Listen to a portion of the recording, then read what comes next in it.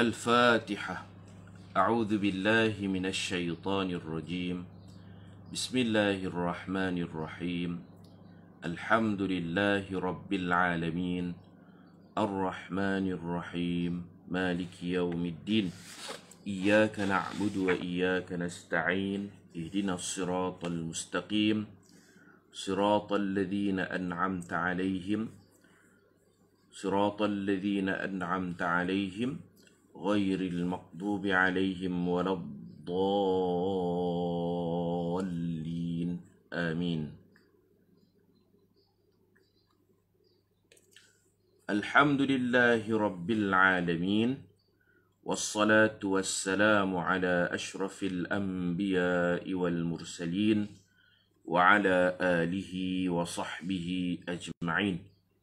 رب اشرح لي صدري ويسر لي أمري واحلل عقدة من لساني يفقه قولي. سبحانك لا علم لنا إلا ما علمتنا إنك أنت العليم الحكيم. ولا حول ولا قوة إلا بالله العلي العظيم. بسم الله ما شاء الله لا قوة إلا بالله. ما شاء الله كل نعمة من الله. ما شاء الله الخير كله بيد الله. ما شاء الله لا يصرف السوء إلا الله. أما بعد. سبحان الله وبحمده عدد خلقه ورضا نفسه وزنة عرشه ومداد كلماته. سبحان الله وبحمده عدد خلقه ورضا نفسه وزنة عرشه ومداد كلماته. اللهم أنت ربي لا إله إلا أنت. خلقتني وأنا عبدك وأنا على عهدك ووعدك ما استطعت. أعوذ بك من شر ما صنعت. أبوء لك بنعمتك علي وأبوء بذنبي فاغفر لي فإنه لا يغفر الذنوب إلا أنت. Alhamdulillah, pada pagi ini kita dapat sambung seperti biasa kuliah kita. Mudah-mudahan kita semua dikasihi oleh Allah Subhanahu wa Ta'ala. Muka surat 417. Wajib mengkafan dan mengebumikan mayat kafir. Daripada Ali radhiyallahu anhu berkata, saya berkata kepada Nabi sallallahu alaihi wasallam, sesungguhnya bapa saudaramu yang sesat telah pun meninggal dunia. Siapakah yang akan mengebumikannya? Ini kematian Abu Lahab. Kematian siapa? Kematian Abu Lahab. Siapa yang akan mengebumikannya? Ataupun kematian Abu Talib, bapa Sayyidina Ali sendiri. Baginda bersabda, pergilah kamu kebumikan bapamu. Abu Talib maka tu. Pergilah kamu kebumikan bapamu. Dan jangan kamu bercakap sesuatu sehingga kamu datang kepadaku. Tak selalu cakap banyak. Hampir pi urus jenazah bapa kamu. Hampir kebumikan. Maka aku mengebumikannya, kemudian aku terus datang kepada Nabi. Nabi menyuruhku mandi. Dan baginda membaca doa, tetapi saya tidak menghafal doa yang baginda baca. Pendapat yang paling kuat, Abu Talib ni mati tidak Islam. Kerana Nabi menyebut seringan-ringan siksaan dalam api neraka, seorang lelaki yakni Abu Talib dipakaikan kasut dan dia akan memijak 2 ketul bara api neraka dengan kasut yang dia pakai, menggelegak otaknya. Juga ayat Quran yang turun, innaka la tahdi man ahbabta. Sesungguhnya engkau tidak boleh memberi hidayah kepada orang yang kau sayang. Walakinnallaha yahdi man yasha. Tetapi Allah yang memberi hidayah kepada siapa yang dia kehendaki. Baik orang kafir, kalau tak ada siapa urus, maka orang Islam wajib buat dua benda, kafan dan kebumikan. An Ibn Umar radhiyallahu anhuma qala qala Rasulullah sallallahu alaihi wasallam udhkuru mahasina mautakum wa kuffu an musawihim rahul Baihaqi wal Hakim. Artinya daripada Ibnu Umar radhiyallahu anhuma berkata, Rasulullah sallallahu alaihi wasallam bersabda, sebutlah kebaikan mayat-mayat kamu dan kamu mesti menahan lidah dari menyebut kejahatan mereka. Itu tukang mandi mayat. Kalau dia jumpa benda-benda yang tak elok, jangan dia cerita. Dia kena profesional dalam soal ni. Kalau cerita untuk pengajaran, boleh. Tapi jangan dia sebut nama siapa mayat tu. Dia sebut seolah-olah dia nak hina, memalukan keluarga mayat. Itu tak boleh. Dia cari tukang mayat, tukang mandi ni yang aminan, yang amanah, yang tak cerita ke orang lain. Jenis cerita ni dia tak profesional dengan kerja dia. Satu lagi tukang urut. Ada urut orang tu. Kadang-kadang kita pergi urut juga, urut kaki. Dia tak tahu nak sembang apa dengan kita. Dia cerita tadi, hak balik tadi tu, hak naik Avanza tadi tu, ustaz juga tu. Ni siapa tahu? Kita kata saya ni cikgu. Tadi tu ustaz tu, hak mai, hak balik tersat tu. Dia cerita dia hurut kawan tu, hurut. Ialah penyakit lelaki. Cerita hurut penyakit lelaki. Cerita gunung, cerita guni. Tak boleh gitu, dah kerja tukang hurut, sengap je lah. Tak payah nak cerita ke orang, sembang benda lain lah. Aib tu, memalukan orang. Tu dia tak profesional dengan kerja dia. Kacau gitu. Kita balik lagi, dia cerita ke orang lain pula. Jenis ni kacau lah. Baik.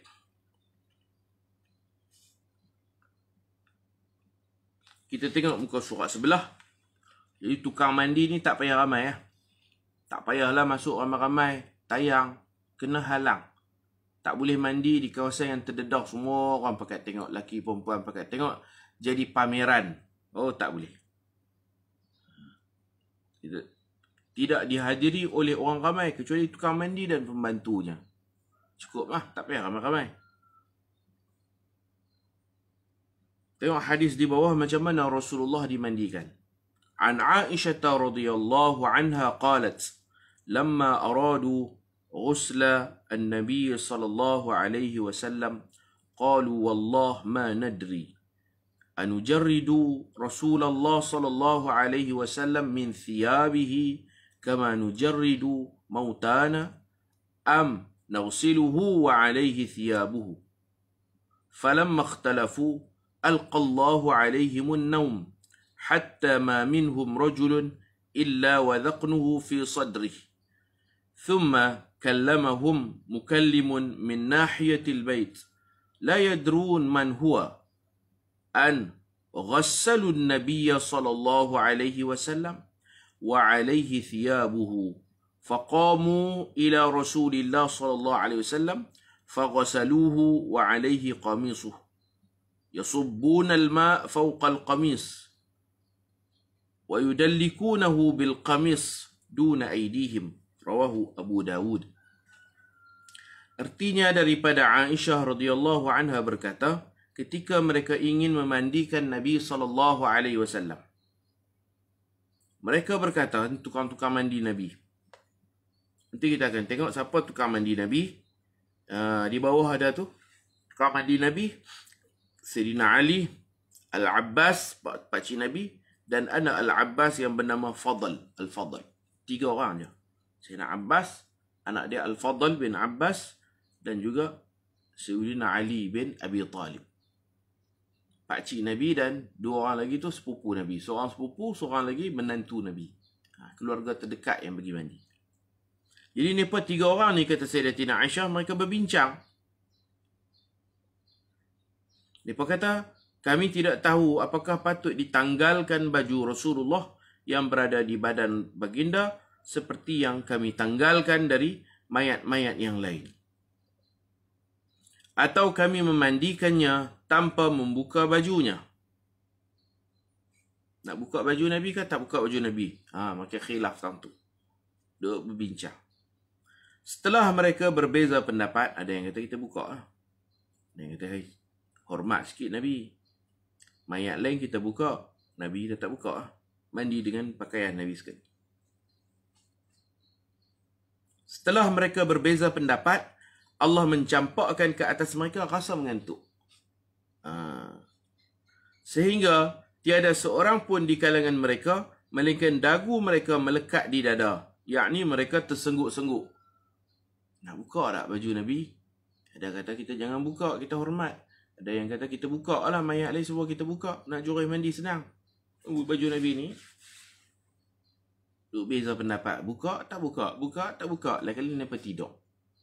Sayyidatina Aisyah tahulah di rumah dia, dimandikan tu di dalam bilik dia. Sampai mereka tertidur ni, sampai tersengguk punya tu. Tidur tersengguk-sengguk. Dagu melekat di dada. Kemudian terdengar satu suara dari penjuru rumah. Dan tidak diketahui suara siapakah itu. Dengar satu bunyi suara. Mungkin suara malaikat.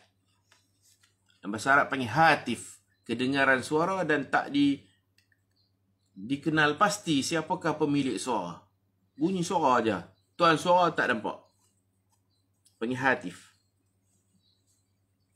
Macam telefon rumah. Panggil hatif. Maksudnya kita bukan nampak siapa dia. Telefon rumah cara dulu, nombor pun tak naik. Muka orang pun tak nampak. Apa pun tak tahu. Panggil hatif. Kedengaran suara, tak tahu siapa pemilik suara. Kalau sekarang ni orang panggil jawal, mobile. Nak panggil mobile lah, nampak siapa telefon, ada nombor dia naik. Kita set nombor. Boleh buat video call lagi, boleh tengok siapa. Tak panggil hatif dah. Jadi, bolehkah dalam dunia ni kita dengar suara tapi kita tak tahu siapa cakap? Boleh. Banyak kali peristiwa berlaku. Antaranya diceritakan seorang lelaki yang alim. Nama dia Imam Hasan. Al-Thawri. Sufyan, minta maaf. Sufyan Al-Thawri. Thawri itu rebau. Sufyan rebau. Siapa dia dapat gelaran Sufyan rebau? Satu hari dia tersilap. Dia masuk masjid, dia langkah kaki kiri. Bila dia langkah kaki kiri, ada satu suara kata kat dia, "Hei, rebau, masuk kaki kanan lah." Dia kena tegur. Dia dengar dan kawan dia pun dengar. "Wahai Sufyan, rebau. Masuk kaki kiri tu rebau. Kalau manusia masuk kaki kanan." Dia pun undur balik, langkah kaki kanan. Maka dikatakan hikayat ni, sejak hari itu dia dipanggil Sufyan Al-Thawri. Begitu juga Imam Ibrahim Al-Adham. Dia ni anak orang kaya, anak bangsawan, anak kerabat diraja. Dia suka buang masa, memburu. Memburu boleh, tapi memburu lebih-lebih ni. Tak mengaji, tak zikir, tak selawat. Banyak masa dihabiskan dalam hutan, memburu, berseronok, bersembang, menyembang. Anak orang kaya. Semayang dia semayang lah. Kan tak semayang. Satu hari itu dia masuk hutan. Bukan tak boleh memburu, boleh memburu. Tapi kena bahagikan masa dengan baik. Dia ni lebih-lebih sangat memburu. Masuk hutan, dengar satu suara yang tak dikenali suara siapa. Tak tahu. Hatafa bihi hatifun. Bunyi hatif.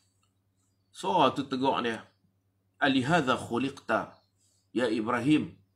Adakah kerana ini Allah cipta kamu untuk ni ke? Untuk buang masa ke? Sedar sikit. Dia pun tersedak lah. Maka lepas pada itulah, deep lah kira teguran tu deep. Dia pun berubah jadi hamba Allah yang salih. Dan akhirnya menjadi ahadun min awliya'illah ta'ala. Salah seorang daripada wali-wali Allah yang terkenal. Jadi banyaklah cerita, suara, kedengaran. Tak. Jadi akidah kita kena percaya.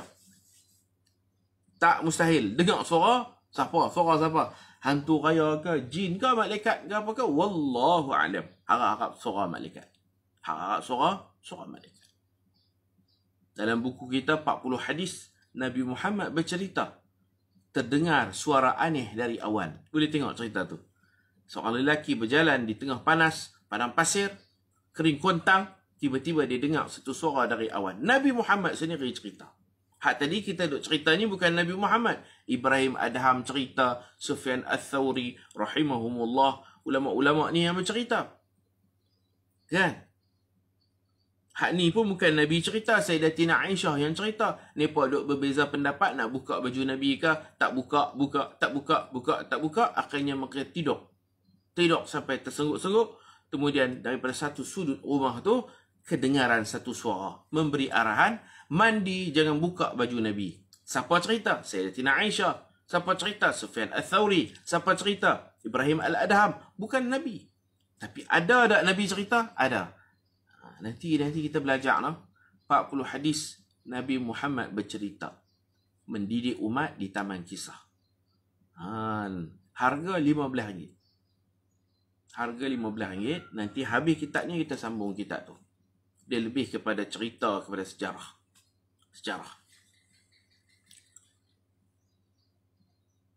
Baik. Nabi cerita seorang lelaki berjalan-jalan, terdengar kedengaran satu suara aneh dari awan. Wahai awan, turunkan air hujan ke kebun fulan bin fulan.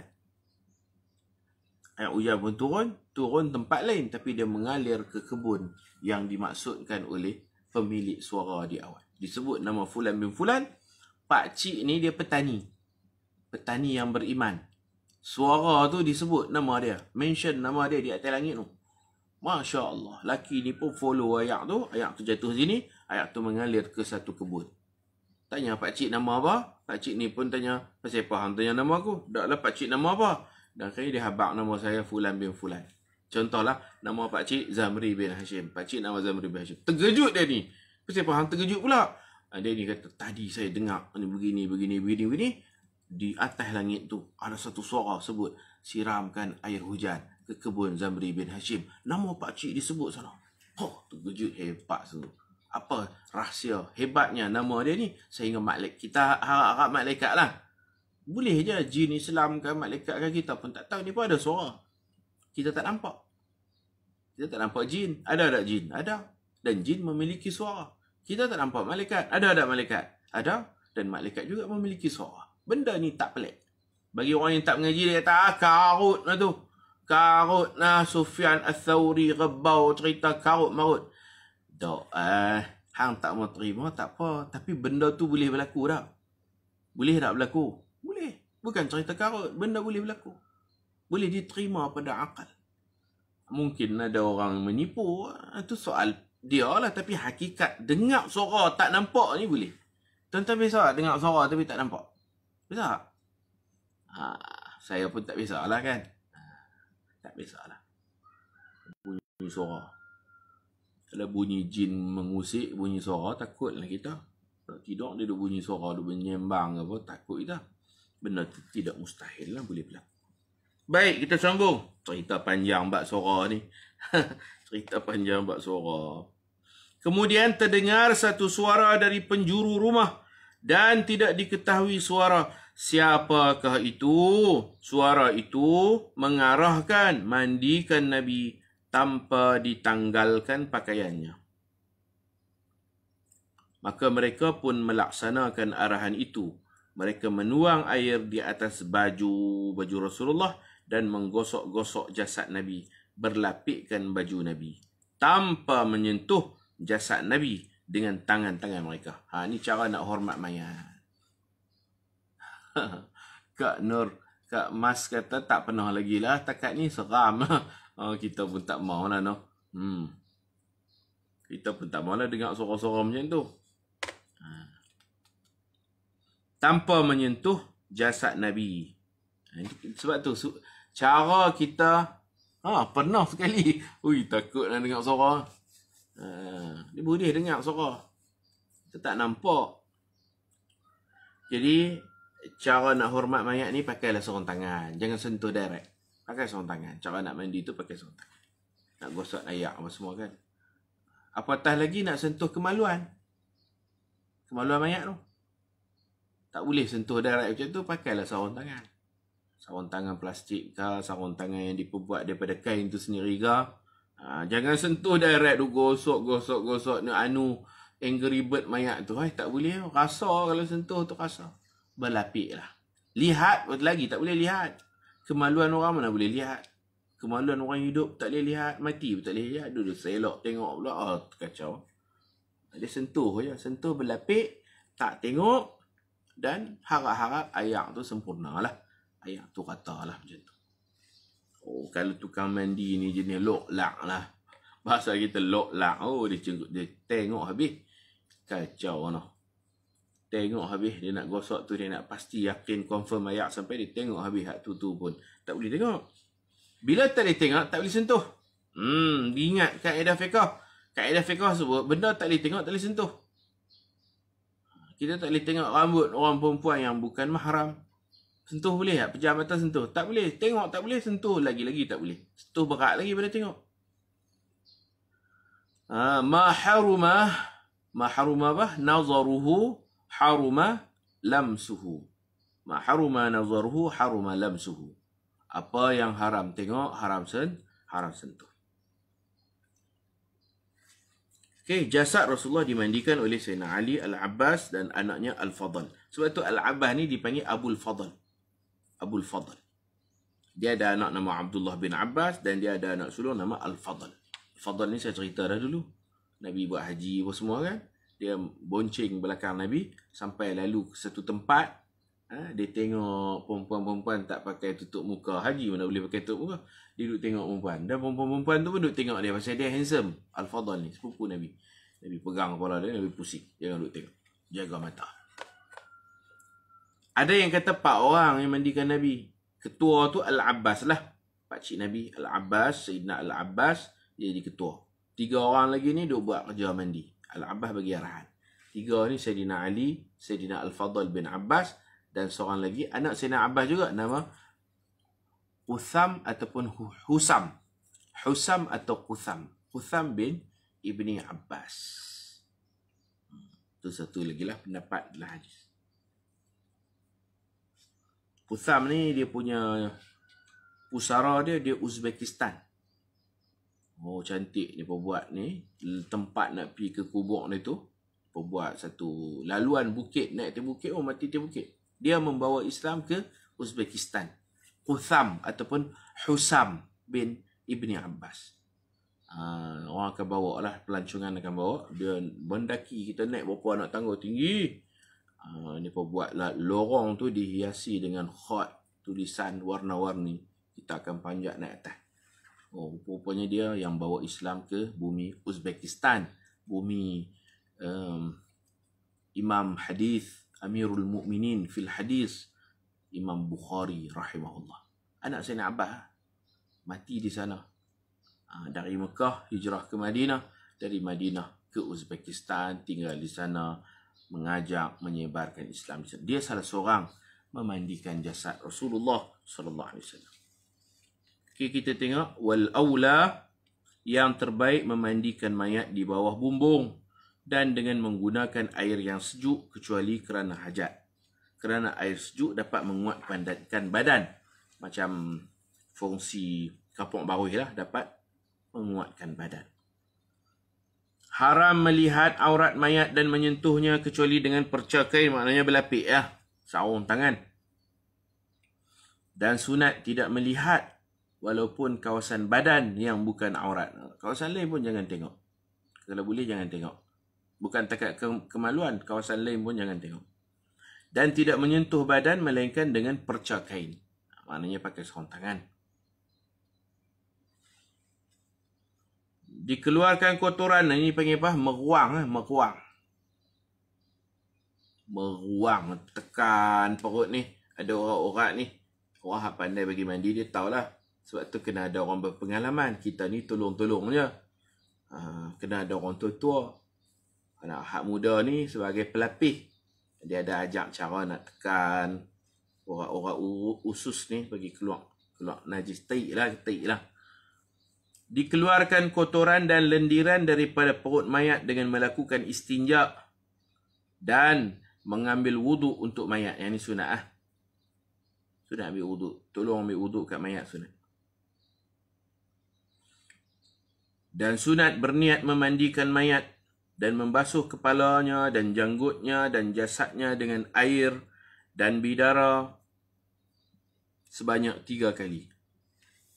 Dia yang wajibnya ayak mutlak. Mandi ni mandi wajib. Kita mandi wajib kena ayak kosong lah, ayak mutlak. Hak ayak bidara, ayak campur sikit kapok baruh, semua tu yang tu untuk kesempurnaan. Kalau tak ada pun tak apa. Yang wajibnya ayak mutlak, ayak kosong. Hendaklah diperhatikan setiap kali dengan cara melalukan tangan ke atas perut, menggosok-gosok. Jika masih belum suci, tambahilah dengan angka ganjil. Dan dimasukkan sedikit kafur ke dalam air mandian, iaitu pada mandian terakhir lebih dituntut. Kapok baruh ni lah kali. Elok mula-mula tu ayak mutlak dulu, bagi settle bab taharah ni. Ayak mutlak suci, menyucikan seluruh badan dah basah. Lepas tu baru kita bubuh pula ayak daun.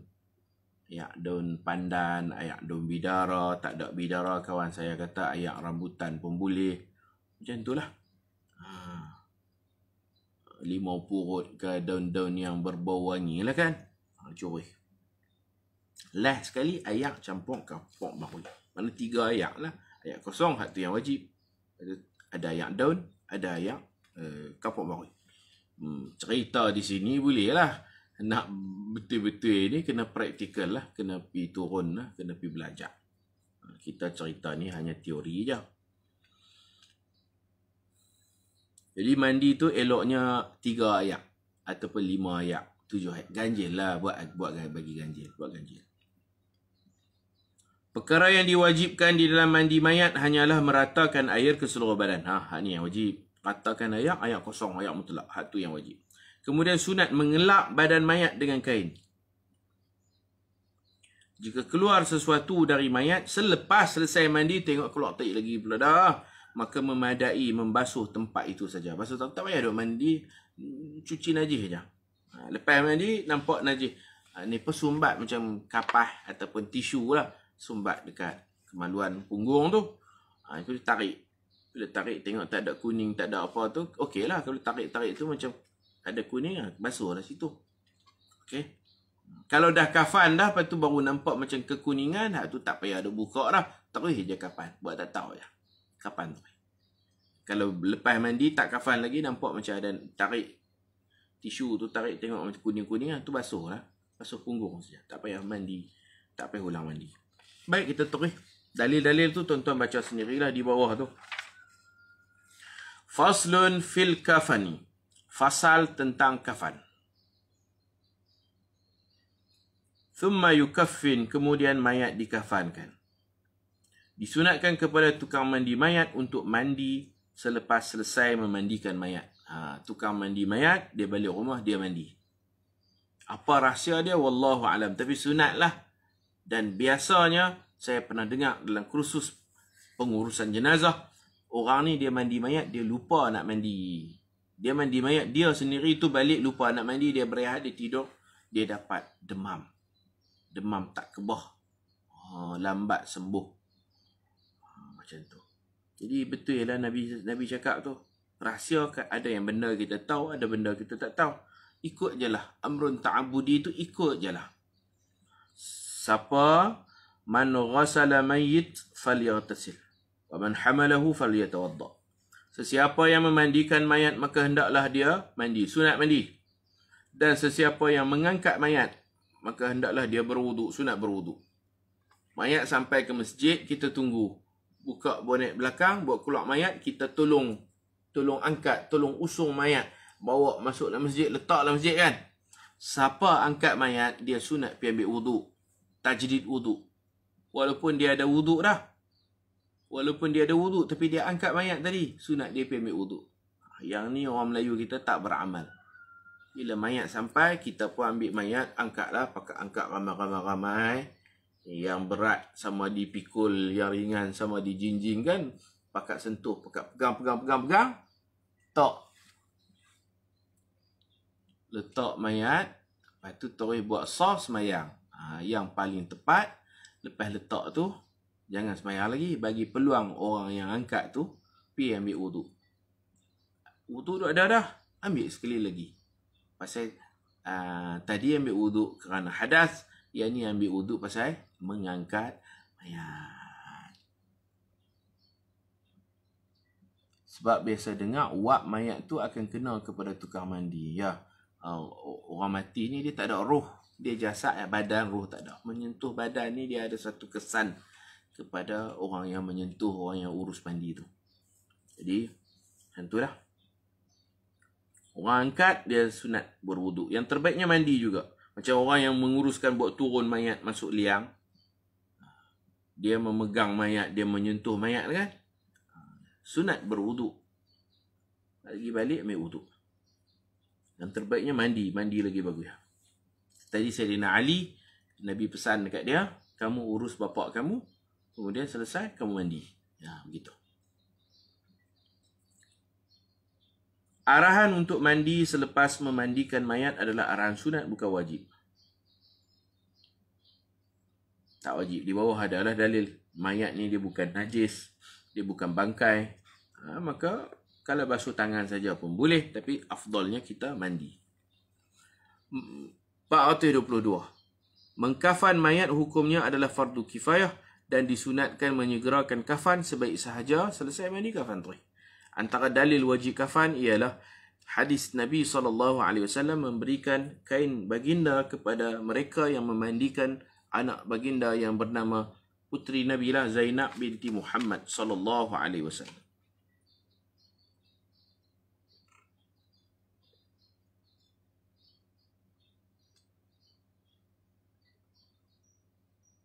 Baik, di bawah ni ada cerita kafan. Kafan sahabat yang tak cukup kain, ditutup dengan rumput izkhir, iaitu kafan siapa? Kafan Sayyidina Mus'ab bin Umair. Ambil wuduk lepas angkat. Lepas angkat tu sunat ambil wuduk. Siapa yang angkat lah. Siapa yang angkat sunat ambil wuduk. Walaupun dia ada wuduk dah, ambil wuduk lain.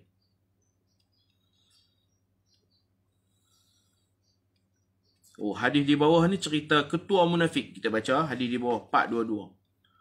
عن ابن عمر رضي الله عنهما قال لما توفي عبد الله بن أبي جاء ابنه عبد الله ابن عبد الله إلى رسول الله صلى الله عليه وسلم فأعطاه قميصه وأمره أن يكفن فيه متفق عليه. Ni ketua jahat, ketua munafik yang selalu duk tikam Nabi, duk hina Nabi, tapi dia mati, dia minta jubah Nabi. Dekat-dekat dia nak mati, anak dia kata, ayah saya ni teringin sangat nak pakai jubah Nabi dalam kubur. Nabi bagi. Baik sungguh Nabi. Nabi bagi. Nabi bagi. Walaupun ketua munafik. Dan Nabi pergi semayang pula jenazah dia. Pergi semayang. Sampai Allah larang lepas itu, jangan semayang. Lepas pada ni tak boleh semayang. Lepas semayang, Nabi nak pergi ziarah kubur dia. Allah Ta'ala kata, tak boleh. Ziarah kubur dia pun tak boleh. Tak mana kubur Ubay, Abdullah bin Ubay ni kita pun tak tahu. Dia Raisul Munafiqin, ketua munafik. Jahat suruh dia, jahat. Nama aja Islam. Perangai jahat lebih pada orang kafir. Baiknya Nabi, dia mati, dia teringin nak pakai jubah Nabi. Dia ni nak popular. Dia nak popular, dia nak masyhur, dia nak mati, dia pakai jubah Nabi. Orang lain mati tak pernah pakai jubah Nabi. Jadi dia merancang, kalau aku mati, aku nak pakai jubah Nabi. Jahat dia ni. Kalau saya tak bagi lah. Tapi Nabi bagi. Nabi siap pergi semayang. Orang minta jadi imam, Nabi jadi imam. Sampai turun ayat. Lepas ni jangan dah. Hang kenal dia munafik, kenapa semayang? La tusalli ala ahadim minhum mata abada. Boleh tengok surah Taubah ayat 84. Rojok situ. At-Taubah 84. Panjang lah. Allah larang semayang je. Lepas tu orang bawa mayat dia pergi kubur. Ijtihad Nabi. Allah larang sembahyang je. Ziarah kubur takkan tak boleh. Nabi nak pergi juga. Allah Ta'ala kata, wala taqum ala qabri. Jangan duk pergi. Jangan. Ziarah kubur pun tak boleh. Dah Allah larang. Nabi tak ni. Maka Nabi nak doa kat jauh je. Nak ziarah kubur dia tak boleh. Nabi nak doa kat jauh. Apa Nabi ni? Allah marah. Bukan Nabi tak faham. Nabi kasih sayang. Allah turun larang hak nu, larang hak ni. Okey, tak boleh semayang. Ziarah kubur boleh. Nak pi. Allah kata jangan kubur. Oh tak boleh pi kubur, saya doa kot jauh. Jangan. Allah Ta'ala kata, in tastaghfir lahum 70 marrah. Kalau kamu doa 70 kali, doa minta ampun dekat dia 70 kali pun Allah tak akan ampun. Nabi cakap dengan sahabat, kalau 70 kali Allah tak ampun, aku akan doa lebih 71, 72, mungkin bila lebih tu ampun. Malaikat Jibril kata, wahai Muhammad, jangan duk buat-buat tak faham. 70 tu makna doa sebanyak-banyaknya pun Allah tak ampun. Bukan makna 70 tak ampun, 71 ampun dah. Jangan buat tak faham. Malaikat Jibril tegur Nabi, jangan duk buat tak faham. Orang Arab bila angka 70, dia bukan makna terhad, dia maknanya litakthir, bukan litahdid. Kau doa 70 kali pun Allah tak ampun, mana kau doa banyak mana pun Allah tak ampun. Jangan duk buat tak faham. Jibril pun naik angin juga, marah kat Nabi Muhammad. Bukan Nabi ni IQ rendah dah. Sifat Nabi ni kesian kat orang. Mana Nabi boleh tolong? Jahat. Abdullah bin Ubay ni jahat. Dia pernah kata kat Nabi anjing. Dia pernah kata kat Nabi azal, orang paling hina.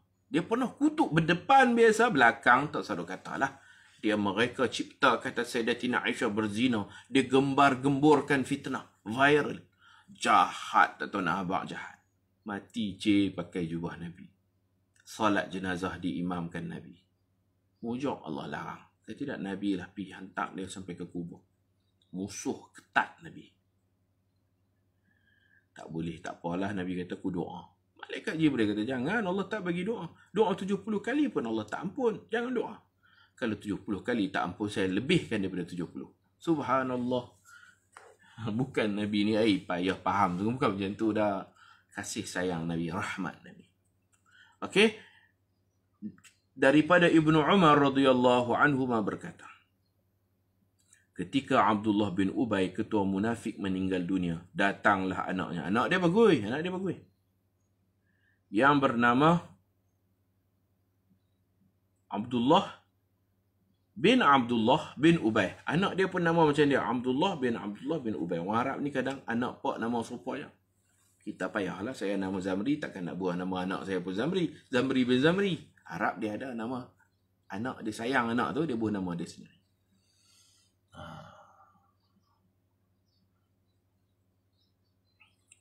Abdullah bin Ubay, anak dia bagus. Abdullah bin Ubay.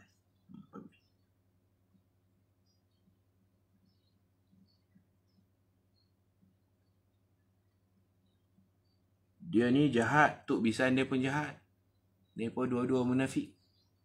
Abdullah bin Ubay ketua munafik, dia punya bisan dia nama Amir. Abu Amir ni Al-Fasiq, Nabi kata Abu Amir Al-Fasiq. Jahat dua-dua, Tok Bisan ni. Tapi anak ni pun bagus, hak kahwin tu. Anak ni pun bagus. Anak Abdullah bin Ubay, perempuan. Nama saya tak ingat. Anak perempuan Abdullah bin Ubay ni kahwin dengan anak Abu Amir Al-Fasiq. Hak ni nama dia Hanzalah. Hanzalah anak Abu Amir Al-Fasiq. Kuat ibadat tapi kuat cerca Nabi. Kuat ibadat, kuat cerca Nabi. Nabi kata tu bukan, orang duk panggil Abu Amir Ar-Rahib. Ar-Rahib. Kuat ibadat. Nabi kata dah, Abu Amir Al-Fasiq. Anak dia Hanzalah. Anak dia ni perempuan kahwin. Anak dengan anak bagus. Tok Bisan ni tak bagus. Jahat. Hanzalah, siapa tak tahu Hanzalah yang dimandikan jasadnya oleh malaikat dalam peperangan Uhud. Ikutnya perang Uhud mati syahid. Mati syahid, hukum kita sebagai manusia tidak boleh dimandikan, tidak boleh disemayangkan. Syahid ma'rakah, syahid dalam peperangan. Tapi ini special case lah. Malaikat turun, jurus mandi dia. Pasal dia berjunub ketika melangkah ke perang tu, dia bersetubuh dengan isteri dia, dia tak sempat mandi junub. Malaikat Hanzalah, macam mana lagu? Lagu Rabbani, Ustaz Asri, Allah yarhamuh. Hanzalah pergi ke medan jihad, kan? Akhirnya dia gugur, kan? Jasadnya mewangi, diarak ke Firdausi. Hanzalah Al-Ghasil, Hanzalah yang dimandikan. Anak siapa tu? Anak Abu Amir Al-Fasiq. Isteri dia anak Abdullah bin Ubay. Biasalah kadang-kadang pok ni kepala masam, anak bagui. Jadi Abdullah bin Ubay dia mati, anak lelaki dia datang jumpa Nabi, bagi tahu begini, pok dia nak jubah Nabi. Allah bagi je lah. Datanglah anaknya yang bernama Abdullah bin Abdullah menemui Rasulullah sallallahu alaihi wasallam. Lalu baginda sallallahu alaihi wasallam memberikan pakaiannya kepada Abdullah bin Ubay, bagi jubah putih. Mana itu kita dah tahu, kita kemarin pun kita dapat tahu Sayyidina Abu Bakar mati pakai jubah putih. Tambah lagi dengan 2 helai kain kafan. Dia ni lagi hebat, mati pakai jubah Nabi, tambah lagi dengan 2 helai kain kafan. Siapa yang ada jubah putih ni boleh lah nak wasiatkan, kata jubah ni saya beli di Mekah. Saya nak pakai hal ni ke? Boleh lah. Nanti tak perlu beli kain kafan banyak, tambah 2 helai lagi je. Dan menyuruhnya untuk mengkafankan ayahnya dalam pakaian itu. Tengok atas balik. Fa in kana rajulan, jika mayat lelaki disunatkan dengan 3 lapis kain putih. Siapa yang kata 3 lapis? Sunat 3 lapis. Selapis pun tak apa. Kapan ni maksudnya yang penting aurat tutup. Yang lebih baik lagi tutup seluruh badan. Yang kata kafan ni tutup seluruh badan. Kalau miskin sangat-sangat, alal aqal tutup aurat. Kalau miskin. Kalau tak miskin, wajib tutup seluruh badan. Jadi selai pun boleh tutup seluruh badan dah. Selai pun tak apa. Kalau berkemampuan, eloknya 3 lah. 3 helai. Afdal. Disunatkan dengan 3 lapis. Warna apa? Warna terbaik, warna putih. Warna lain pun boleh. Yang telah dibasuh.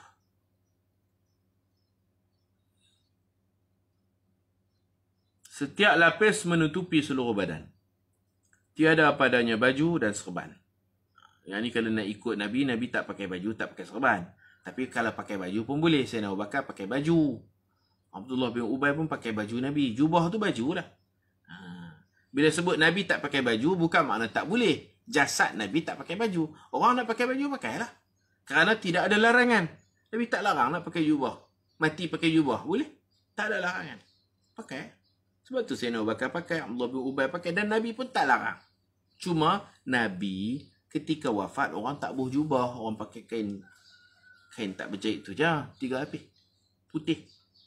Dan Nabi juga tak pakai serban. Di sini pun satu masalah lagi. Kalau kita lilit serban boleh tak? Tidak ada larangan. Nak lilit. Cuma Nabi tak pakai serban. Selalunya kalau tok guru ni, tok imam ke, orang lilit serban lah mayat dia. Buh kepiah, buh serban kan. Nampak seri lah. Harus. Sebab tidak ada larangan. Yang kita cerita ni jasad Nabi ke mana? Jasad Nabi diuruskan tidak berbaju dan tidak berserban. Bukan makna melarang pakai serban, melarang pakai baju. Bukan. Jangan salah faham. Sebab tu dalam kitab ni kata, kalau pakai baju, pakai serban boleh tak? Jaza, tetapi harus sahaja ditambah dengan baju dan serban. Elok tu. Sebab orang ni kadang-kadang dia tak faham. Orang tak faham. Nasyid tu tentang Hanzalah ya. Dia digelar Al-Ghasil ataupun Ghasilul Malaikah, malaikat memandikannya. Heran juga sahabat, mana pi darah dia. Awak basah ni. Basah lencun seluruh badan. Ada ayat. Nabi kata malaikat turun memandikan dia pasal nak bagi tahu kamu kelebihan dia. Begini cerita dia. Baru kahwin tu. Baru malam pertama. Apa lagi? Madu bah. Dalam bulan madu lah susah nak tinggal bini bulan madu. Tapi kerana iman dia tinggi, pipa. Hanzalah ni kahwin dengan anak Abdullah bin Ubay ya Ustaz. Ya betul. Anak orang jahat, dia pun anak orang jahat. Bini dia pun anak orang jahat, tapi ni pun baik lah. Suami isteri ni baik. Isteri dia saya tak ingat nama. Baik. Tetapi harus nak pakai serban boleh. Jangan kata tak boleh. Nabi tak larang. Ada tak larangan Nabi kata jangan pakai jubah, jangan pakai baju? Ada tak? Tak ada. Ada Ustaz? Memang ada. Ada satu hadis Nabi larang. Jangan pakai jubah, jangan pakai serban. Iaitu Nabi kata kalau mayat tu mati dalam ihram. Faham kita? Kalau bukan mati dalam ihram, nak pakai jubah, nak lilit serban, sila. Tak, kami tak mau pakai serban, tak mau pakai jubah Ustaz. Okey juga, Nabi tak pakai jubah, tak pakai serban, nak ikut Nabi betul-betul pun okey. Yang Nabi larang tu mayat mati dalam ihram. Nabi pesan, ada satu orang tu, dia wukuf bersama Nabi di padang Arafah. Nabi wukuf atas unta, dia pun atas unta. Tak duduk bawah, duduk atas unta, duduk doa petang Arafah tu kan, duduk doa. Tiba-tiba jadi gimana, tak tahu silap dia jatuh. Jatuh daripada unta dia. Dia dipijak, unta dia pijak dia. Mati dia kena pijak dengan unta. Silap. Bukan silap lah, memang takdir ajal dia di situ. Dia mati dalam keadaan berwukuf, dalam keadaan ihram, belum tahallul. Tahallul esok pagi. Setelah melontak, gunting rambut sikit, baru dapat tahallul awal. Baru boleh tukar kain baju. Dak ni di Arafah, belum ke Muzdalifah, belum ke Mina. Petang Arafah tu, mati. Terkejut Nabi orang. Orang tengah duduk khusyuk berdoa, ada orang mati. Kena pijak dengan unta. Tak ada nak selamat lah. Arab panggil waqasa alaihi ba'iruhu. Waqasa ni makna jatuh dan dipijak oleh untanya sendiri. Mati. Tak apalah nak baca mana mati. Nabi kata kena urus ya. Mandikan dia, kafankan dia. Nabi kata pesan jangan bubuh wangi-wangian. Kalau kita ni ayak daun pandan ke, nak tabuk geharu ke, cendana ke, apa minyak wangi apa semua, jangan. Nabi kata mandikan ayak, jangan sentuh badan dia dengan wangi-wangian. Kemudian kafan pun muka dia kena buka. Jangan tutup. Kepala minta maaf. Kepala dia kena buka. Sebab orang dalam ihram tak boleh tutup kepala. Tak boleh. Kepala dan kakinya biar terdedah. Jadi di kafan takat ni. Dan kaki dia terdedah. Sahabat Nabi tanya pasal apa buat macam tu. Nabi kata dia masih dalam ihram. Nanti fa'innahu yub'athu mulabbiyan. Di akhirat nanti dia akan dibangkitkan dalam keadaan bertalbiyah. Haji dia belum sempurna. Haji Allah kata wa atimmul hajja wal umrata lillah. Haji dan umrah kalau buat kena buat sempurna. Kena buat A to Z sampai habis. Oleh kerana haji dia tergendala, nanti dia akan sempurnakan di akhirat. Dia akan dibangkitkan dalam keadaan bertalbiyah. Bangkit akhirat nanti labbaik Allah. Kita akan jumpa dia ni. Labbaik Allahumma labbaik. Kita pun heran di akhirat. Apa dapat lu orang ni main-main akhirat duk labbaik Allah. Rupa-rupanya dia ada lagi yang belum settle. Orang macam ni tak perlu buat haji badal untuk dia. Kes macam ni jangan buat haji badal. Haji badal ni buang duit saja. Pasal dia sendiri akan buat. Haji badal ni orang yang tak berkemampuan, orang yang lumpuh ataupun orang yang dah mati. Kita tolong buat haji badal. Untuk macam ni kata ulama-ulama fiqh, tak payah. Orang yang mati dalam ihram jangan buat haji badal. Pasal apa? Dia kata, hampa buat kat aku. Nanti aku buat sendirilah. Aku dah buat, dah sekerat. Nanti aku sambunglah di akhirat. Nabi sebut. Faham tak? Mati ketika melontar ke. Ada orang mati kan? Dulu ada terowong mati. Mati dalam suasana ihram. Belum selesai umrah, belum selesai haji. Tak payah kita dah pergi buat haji badal, umrah badal kat dia. Buang duit je. Buat apa lain lah, buat wakaf. Bagi sumbangan. Tolong orang. Benda tak boleh buat, terus ada buat. No? Baik. Duit tu simpan untuk benda lain. Dia sendiri akan buat. فَإِنَّهُ يُبْعَثُ مُلَبِّيًا. Dia akan dibangkitkan dalam keadaan ihram. Dalam keadaan bertalbiyah. Hak tu Nabi larang. Jangan letak pakaian berjet kat dia. Pasal dia dalam ihram. Jangan pakaikan serban kepiah kat dia. Dia dalam ihram. Jangan letak wangi-wangian dekat dia. Dia dalam ihram. Hak tu ada larangan. Mafhum mukhalafah dia. Orang yang bukan dalam ihram. Nak pakai baju. Pakai. Sina pakai. Allah berubah pakai baju Nabi. Kepiah sorban. Ikut suka. Kalau orang nak pakai, kita tak boleh larang. Cuma Nabi tak pakai. Hak tu je nak abang. Wa yahrumul harir. Haram kafan menggunakan kain sutra. Syekh ulang lagi. Sebaik-baik pakaian berwarna putih. Pakailah hari Jumaat. Apa semua kafan kan. Ihram warna putih, kafan warna putih. Syekh ulang. Hari ni kita jumpa dah dalam bab sembahyang Jumaat kan. Dalam bab sembahyang Jumaat kita jumpa dah. Warna terbaik ialah putih. Warna lain pun boleh. Dan bagi perempuan dikafankan dengan kain sarung.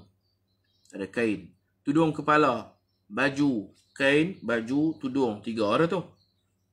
Cara Melayu dia pakai lah. Ada kain, ada baju, ada tudung. 3. Dan 2 lapis kain yang labuh. 2 lapis lagi buh ke atas. Kain kafan ke atas. Jadi 2 kain kafan tambah dengan tudung, baju, kain 5 lah, semua 5. Makruh dikafankan perempuan dengan kain sutra. Makruh. Perempuan boleh pakai kain sutra tapi tak payahlah. Sampai nak masuk dalam kubur, nak reput, buang duit je pakai kain sutra. Kain yang diletak za'faran dan dicelup warnanya. Kain yang mahal-mahal lah. Kain satin ke, kain apa yang bercorak-corak mahal-mahal ni, makruh lah. Buang duit lah, membazir. Di bawah ada hadis semua tu, tuan-tuan boleh baca sendiri. Kita nak bagi khatam cepat. Dan yang wajib bagi lelaki dan perempuan ialah menutup aurat. Sunat diwangikan kain kafan dengan asap bakhur. Bakhur lah. Kan orang duk beli bakhur tu. Salam, maaf Ustaz, kalau kita mati minta kafan dengan kain ihram kita, boleh? Boleh. Itu kita pesan, boleh. Sayyidina Abu Bakar dia pesan nak pakai jubah putih. Kalau ada orang nak pakai kain ihram, pakai ihram tu kena labuh, kena panjang betul, muat. Boleh juga. Kalau tak muat pun tak apa. Bahagian atas bawah tu pakai kain ihram, kemudian tambah lagi dengan 2 lapis kain kafan yang panjang. Cara afdalnya kain kafan ni macam kita semayang lah. Kiri bawah, kanan atas. Macam tu. Tangan kiri bawah, tangan kanan atas. Jadi ditarik kain kafan kiri dulu ke sini, kemudian ditarik pula kain kafan kanan. Sini. Tarik bagi kejap-kejap. Macam tu. Kiri kanan. Kita pakai kain pelikat pun sunat. Pakai kain pelikat. Macam mana tuan-tuan pakai kain pelikat? Gigit tengah lah. Macam-macam style kan. Ada orang tak bawah dagu. Ni nak pakai kain pelikat ni. Gajah duduk ke apa ke. Nak mula mana? Tangan kiri dulu. Tangan kiri dulu. Baru tangan kanan. Biar kanan tu tindih kiri. Tuan-tuan duk pakai guna kain pelikat. Kalau kanan dulu baru kiri. Kiri duduk atas. Pakai dia kiri kanan. Kanan tu duduk atas. Macam kita sembahyang, tangan kanan atas. Tu cara nak selit tu. Selit kain ni dulu baru kain ni. Siapa pakai kain pelikat ikut suka tu, perhati-perhati tengok macam mana. Yang terbaiknya kiri kanan tindih bahagian kiri. Waktu kita hidup macam tu, waktu mati pun begitu. Okey. Kalau silap pun tak apa. Tapi lebih baik kita pakai dengan cara yang tepat. Hak laki-laki lah. Hak perempuan pun pakai juga kain batik lah. Kain batik dia pakai guna. Kain batik ada cara pakai dia. Lelaki dia ada kiri kanan. Kanan atas tindih kiri. Begitu. Sampai pakai kain pelikat baru Ustaz nak ajak. Yalah. Seperti mana guru kita ajak, kita ajak. Orang Arab je ni tak pakai kain pelikat. Ni pun pakai seluar. Orang Arab pakai seluar. Kita pakai kain pakai bagi betul. Dan dituang minyak wangi dan kafur barus, kapur bawih. Dan dicalitkan wangian pada kapas untuk disumbat pada seluruh rongga badan. Sumbat hidung, kapas. Tak mau bagi serangga masuk. Tak mau bagi serangga masuk. Lubang telinga. Mana-mana lubang tu, lubang-lubang tu sumbat dengan kapas. Kapas tu pula calit minyak wangi. Bagi wangi. Dan tempat-tempat sujud. Ni pembubuh kapas ni kat dari nak memuliakan dia. Nak memuliakan mayat. Nak memuliakan mayat. Ni sunat ya, bukan wajib. Kapas-kapas ni sunat. Ada duit belilah. Bila orang mati tu, duit dia jangan faraid lagi. Tolak pi kos pengurusan mayat. Tolak pi hutang. Tolak zakat hak dia tak bayar. Fidyah ke apa. Tolak. Hak bersih itu baru bahagi faraid. Tolak. Kos-kos wajib tu tolak dulu. Hutang dia ke apa. Tolak pi tepi. Kos-kos yang berkaitan. Hak lebih itu baru dibahagikan pusaka. Antara yang nak tolak juga, kalau dia ada wasiat, tolak pi tepi dulu. Tapi wasiat tengoklah, kalau banyak sangat wasiat dia tak boleh. Wasiat takat 1/3 daripada jumlah harta dia. Setelah tolak kos pengurusan mayat, tolak hak nu, tolak hak ni. Mungkin ada orang guna duit sendiri dulu, kos pengurusan mayat ada anak sulung guna, lepas tu dia claim, dia minta balik, dia buat tuntutan. Jadi kena tolak harta mayat ni, tolak pi. Hak lebih tu setelah tertunai wasiat dia apa semua, hak lebih itu baru faraid. Kalau ada lebih kalau tak ada lebih tak ada faraid lah. Dan dicalit wangian pada kapas untuk disumbat. Baca dah tu. Dan jikalau diwangikan seluruh badannya, maka itu lebih baik. Fa in mata muhriman, jikalau seseorang mati dalam ihram, maka diharamkan memakai wangian. Pakaian berjahit tak boleh ada mati dalam ihram. Dan menutup kepala bagi lelaki, dan haram menutup muka bagi mayat perempuan. Dalam ihram kena jaga pantang larang ihram. Di bawah ni ada cerita yang saya cerita tadi. Fa innahu yub'atsu yaumal qiyamah mulabbiyan. Ada riwayat yulabbi, wa fi riwayatin mulabbiyan. Ini pun saya dah cerita dah tadi. Haram menutup muka perempuan yang mati dalam ihram dikiaskan dengan haram menutup kepala bagi lelaki. Wala yundabu, sikit lagi 427. Wala yundabu an yu'idda li nafsihi kafanan illa an yaqta'a bihillihi aw min athari ahli al-khair. Dan tidak disunatkan seseorang menyediakan kain kafan untuk dirinya sendiri. Tak sunat. Tapi boleh tak? Boleh. Orang kampung ada yang dia letak di bumbung alang rumah tu, dia letak beberapa keping papan. Papan di bumbung, di alang rumah. Bumbung atas. Papan pun tutup kan? Nak buat keranda nanti. Harus. Tapi sunat ke tak? Sunat. Kalau niat dia tengok papan tu teringat mati. Dia beli siap dah kit pengurusan jenazah tu. Dalam tu ada kain kapan, ada kapas, ada minyak wangi, kapok baru semua. Satu beg tu, kit lengkap dia beli. Tujuan dia apa? Dia tengok tu teringat mati. Boleh lah. Tapi taklah sunat macam tu. Taklah kita nak kena galakkan orang buat macam tu. Pasal apa tahu? Pasal apa ulama kata tak sunat? Pasal kita pun tak tahu kita nak mati di mana. Bila kita beli papan tu, dia ada pro and kontra dia. Bagusnya bila tengok tu teringat mati. Tak bagusnya, adakah kita yakin kita akan mati di rumah kita, di kampung kita? Takkah kita mati di KL? Susah pula orang nak pergi bawa kapan tu pergi sana. Papan tu nak bawa pergi KL. Kalau kita mati di Amerika, macam Datuk Harundin, mati di Syria kah, mati di Madinah kah? Seolah-olah kita letak tu macam kita tahu aku mesti mati kampung ni punya. Tak tahu kan?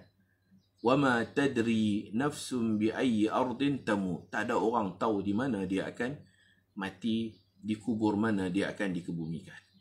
Tapi tak salah. Orang lama ni beli kayu papan ni dia simpan.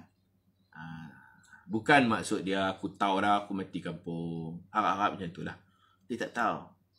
Cuma niat dia tengok tu teringat mati. Kalau aku mati tang lain pun bagilah papan ni kat siapa-siapa. Orang lah tak ada. Orang lah tak ada simpan papan apa. Mati di mana pun ada orang urus. Ada keranda. Bayar duit. Kos-kos tu bayar. Dapat lah. Ini maksudnya dan tidak disunatkan seseorang menyediakan. Dia sedia siap-siap.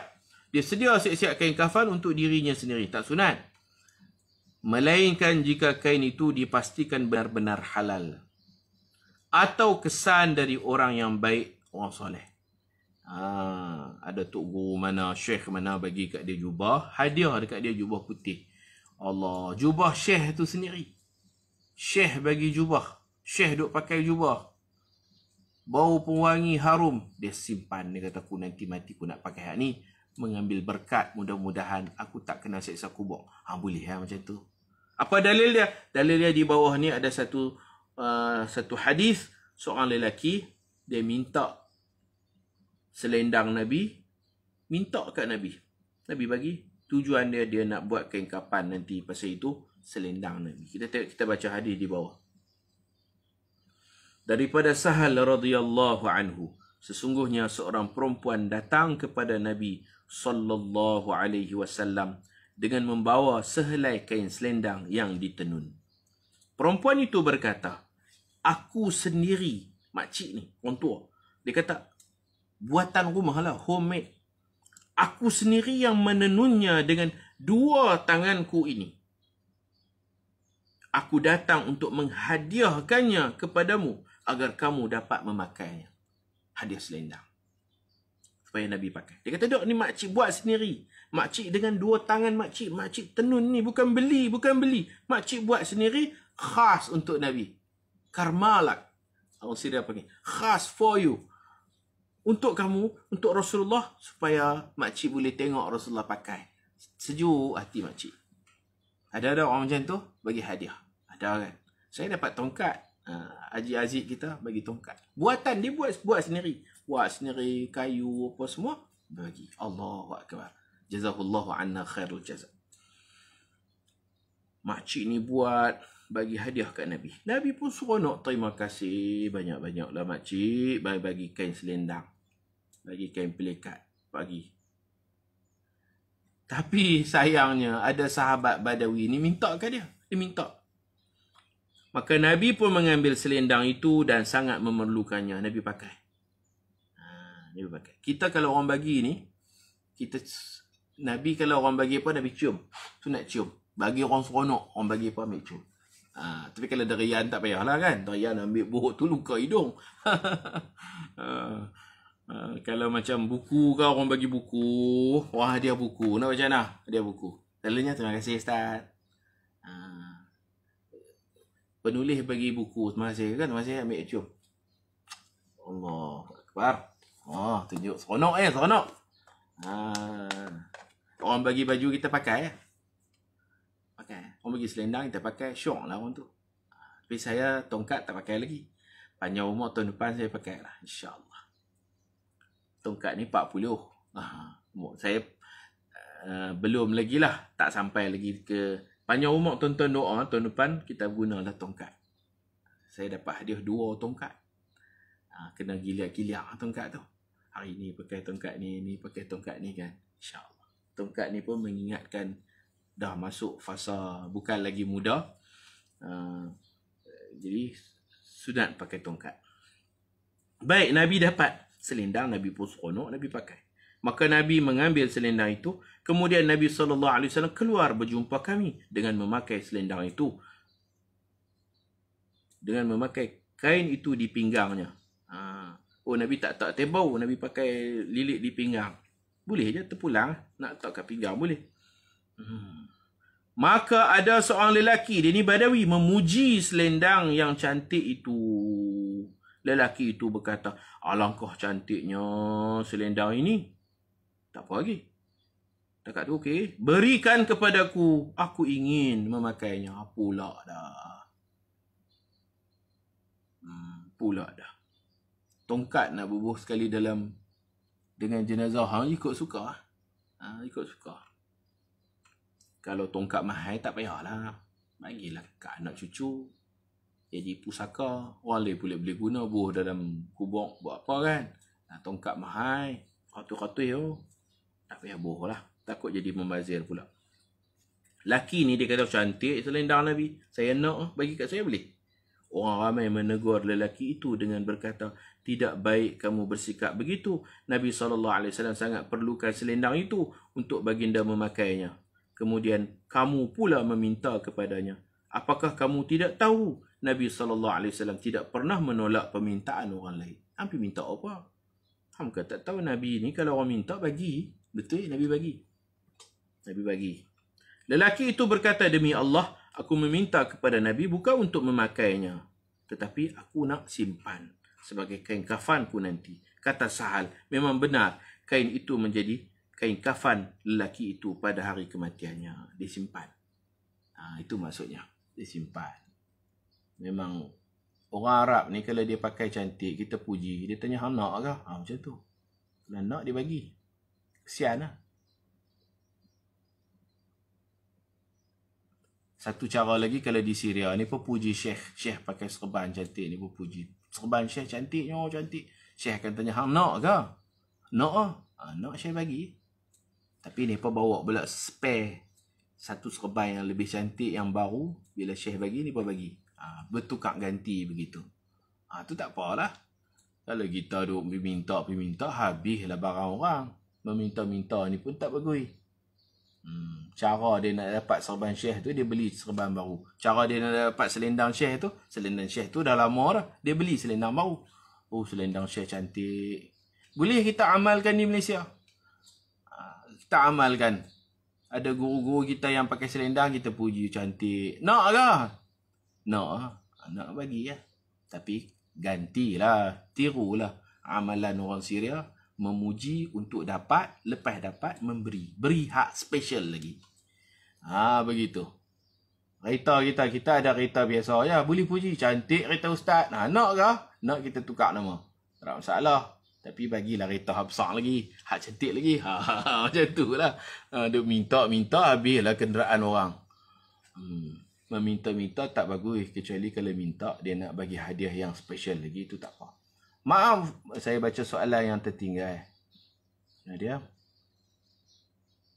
maaf ustaz, kalau bapa amanahkan anak guna kain ihram untuk mengkafankannya, tetapi anak tak dapat buat disebabkan sebab tertentu, lupa tak apalah. Berdosakah anak itu? Tak dosa. Kalau ingat, itu dikira wasiat, kena tunai wasiat dia. Kalau dah lupa, dah ke bumi dah, tak payah korek tak payah korek balik. Jika ketika nak solat jenazah, ada orang yang lebih alim soleh, siapa yang lebih aula untuk jadi imam? Anak atau orang alim? Anak lebih afdal. Anak jadi imam. Kecuali kalau anak tu minta orang alim tu jadi imam, baru boleh orang alim tu jadi imam. Jangan pandai-pandai orang alim tu jadi imam, kena tanya anak dia dulu. Anak dia yang berhak. Tongkat buh dalam kubur sekali. Boleh, memang boleh, tapi takut merugikan. Manfaatkan kepada orang lain lah pula kalau kita mati. Begitu saja noh. Wallahu a'lam bissawab. Kita akhiri dengan hadis tadi. Sahabat ni puji Nabi. Nabi tanya, nak ke? Nak, Nabi bagi. Cuma malangnya dia tak bagi kat Nabi. Ulama-ulama di Syria, amalan di Syria, kalau orang puji, kita bagi. Tetapi mereka bukan bagi saja. Mereka puji kereta Syekh bagi kereta. Dan mereka hadiahkan kereta yang lebih cantik lagi. Begitu. Itu satu amalan yang baik yang boleh kita tiru. Kita nak barakah, kita puji selendang dia, kita dapat selendang Tuan Guru ni. Dalam masa yang sama kita bawa satu beg hadiah selendang yang lebih mahal. Kalau begitu eloklah kita budayakan di Malaysia kita ni. Kita jangan jadi macam Arab Badawi ni, dia puji, dia balas selendang Nabi, dia balas selendang Nabi, dia tak nak bagi apa kat Nabi. Tak apalah, dia jenis kerin. Kerin ni tahu kerin. Man bada Jaffa, siapa duduk di pendalaman Badawi, dia jadi hati kerin. Dia tak heran apa. Dia tak heran apa, dia tak nak malu Dia tak nak malu, dia nak, dia minta dan dapat, dia ambil terus. Jangan jadi macam Badawi ni, tapi benda tu harus menjadi dalil bahawasanya dia simpan kain selendang Nabi itu untuk tujuan buat kafan. Itu tidak dilarang dalam Islam. Wallahu a'lam bissawab. Sallallahu ala sayyidina Muhammad wa ala alihi wa sahbihi wa baraka wa sallam. Walhamdulillahi rabbil alamin. Allahumma faqihna fid din wa 'allimna at-ta'wil waj'alna min 'ibadika as-salihin. Rabbana atina fid dunya hasanah wa fil akhirati hasanah wa qina 'adzaban nar. Sallallahu ala sayyidina Muhammad wa ala alihi wa sahbihi ajma'in walhamdulillahi rabbil alamin. Subhanakallahumma wa bihamdika ashhadu an la ilaha illa anta astaghfiruka wa atubu ilaik. Bismillahirrahmanirrahim. Wal 'asr innal insana lafi khusr illa alladhina amanu wa 'amilus salihat wa tawasaw bil haqq wa tawasaw bis sabr. Assalamualaikum warahmatullahi wabarakatuh. Lepas ni kita akan sambung baca 40 hadis Nabi Muhammad bercerita. Okey? Siapa yang belum ada buku tu boleh order dekat saya. Boleh order, saya boleh post. Harga RM15, campur post RM20 lah. Satu naskah RM20, insya-Allah. Waalaikumsalam warahmatullahi wabarakatuh.